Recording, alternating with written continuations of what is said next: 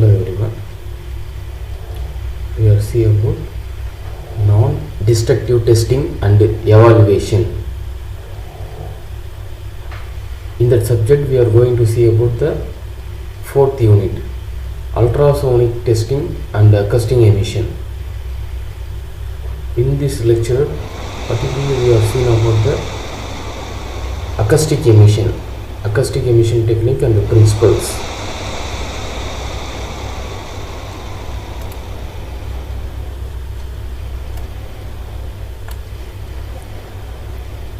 Acoustic emission test is a non-destructive test method generally used to detect and locate the imperfection in mechanically loaded structure and components. Flaw origination and progression in a stressed component can be identified by acoustic emission test method when the component is subjected to a continuous stress.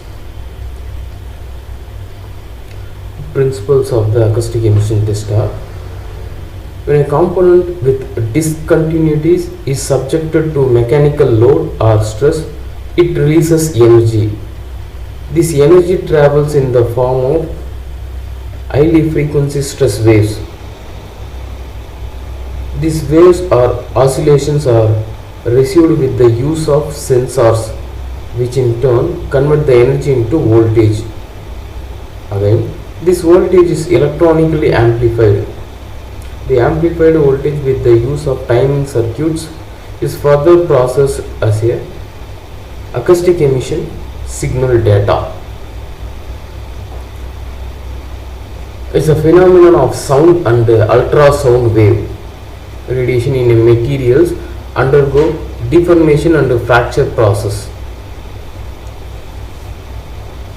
It's blue color one is material. The external force applied receiving the signals in the cracks.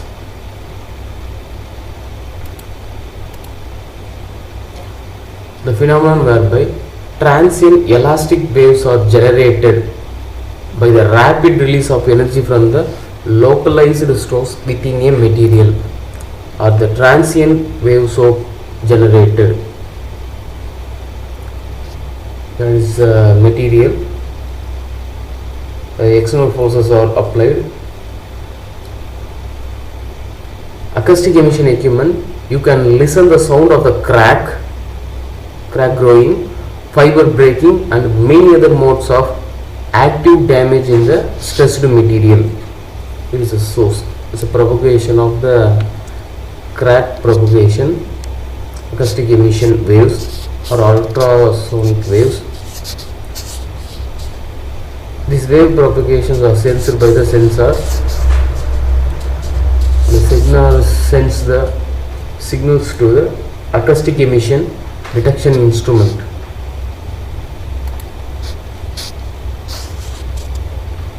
In the acoustic emission testing methods, where the material being inspected generates signal that warn of impending failure. Solid materials emit sonic or ultrasonic acoustic emissions where they are mechanically or thermally stressed to the point where deformation or fracture occur. During the plastic deformation, dislocation moves through the material's crystal lattice structure, producing low amplitude acoustic emission signals. These AE signals, which can be measured only over a short distance, which produces the wave signals. Let's see about the histories. Acoustic emissions histories. The first practical use of the acoustic emission was by the pottery makers as early as 6500 BC. Potters were known to listen the audible sound during the cooling of their ceramics to assess the quality of their product. The first observation of the acoustic emission in the metal was during the twinning of the pure tin as early as the 3700 BC. In the Middle Ages, Arabian alchemist Gibber in the 8th century. Gibber described the harsh sound or crashing noise emitted from the tin. He also described iron as sounding much during forging.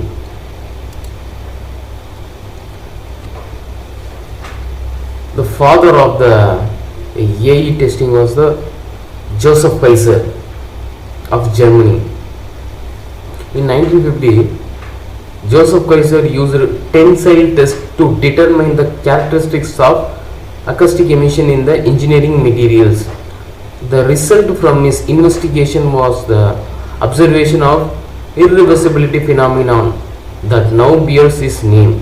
Is the Kaiser effect. What is the Kaiser effect? The Kaiser effect means material emits minute pulse of elastic energy when placed under the stress.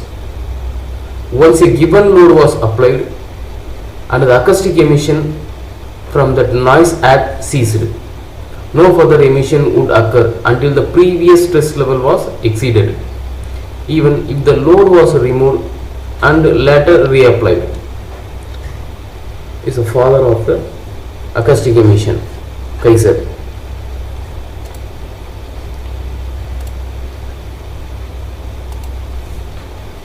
Next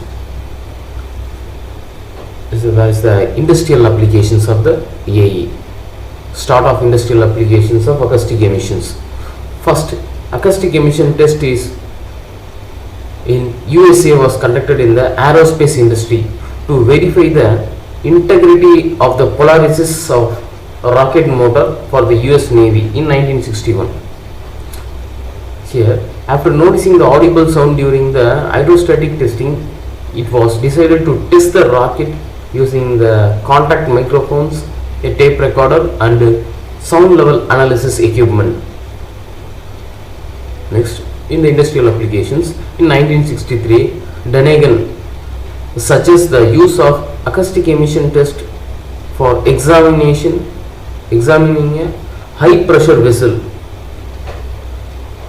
In early 1965, at the National Reactor Testing Station, researchers were looking for non-destructive testing method for detecting the loss of the coolant in a nuclear reactor. AE was applied successfully.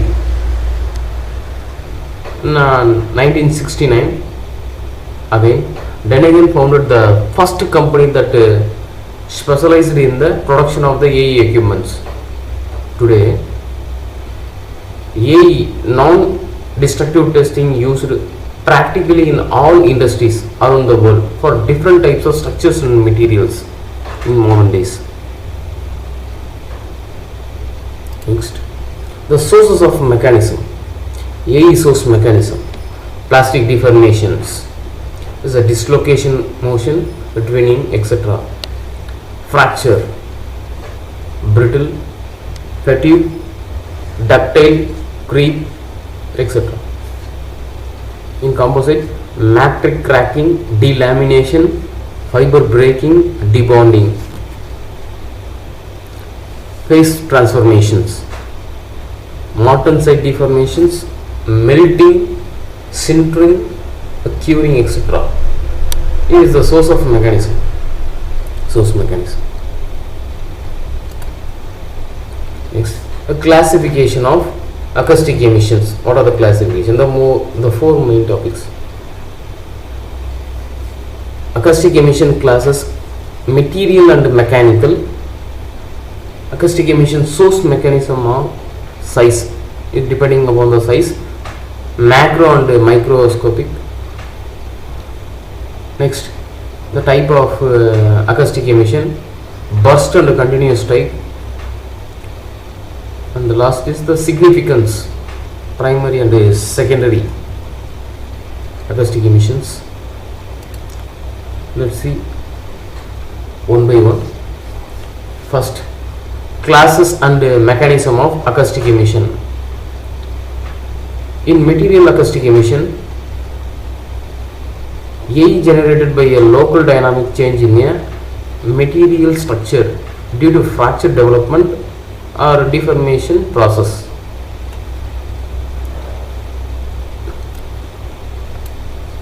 the mechanical AE was acoustic emission generated by a leakage, friction, impact or other sources of mechanical origin.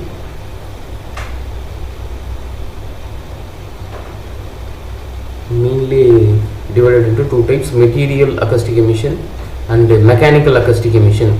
In material acoustic emission, crack jump, plastic deformation development, phase transformation, leaks, bubble collapse, and mechanical acoustic emission was friction, impacts, leaks, frictions. Next, a source mechanism of acoustic emission in metals. Here are the two types: major and microscopic sources. First, major macroscopic sources. In acoustic emission of metals, crack jumps, plastic deformation development, fracture and debonding of odd inclusions. Microscopic sources are includes dislocation movement, interaction, annihilation, slip formation, void nucleation, growth and interaction, and many others. Now, more than 80% of energy expended on fracture in common industrial metal goes to a development of the plastic deformation. 80% of energy. In composites, source mechanism in composites: matrix cracking, fiber fracture, delamination, fiber pull-out, and the friction. Next, primary and secondary acoustic emissions. Primary acoustic emission, crack jump. In secondary, crack surface friction. Second, plastic deformation in primary acoustic emission. In secondary, it was inclusion breakage in the process zone. Third, in primary, crack growth. Here is the secondary acoustic emission, corrosion layer fracture in corrosion fatigue cases.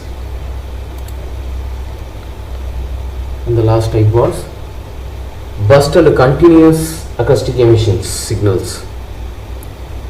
Here are the two main types. Burst acoustic emission is a qualitative description of the discrete signals related to the individual emission events occurring within the material. Another continuous type, second one is continuous acoustic emission. It's a qualitative description of the sustained signal produced by time overlapping the signals. Here is this two diagram for burst and continuous types. Some mechanism of the burst and continuous of acoustic emission. In burst acoustic emission, brittle fracture, crack jump, and impact. In the continuous acoustic emission, plastic deformation, friction, and leaks. Thank you.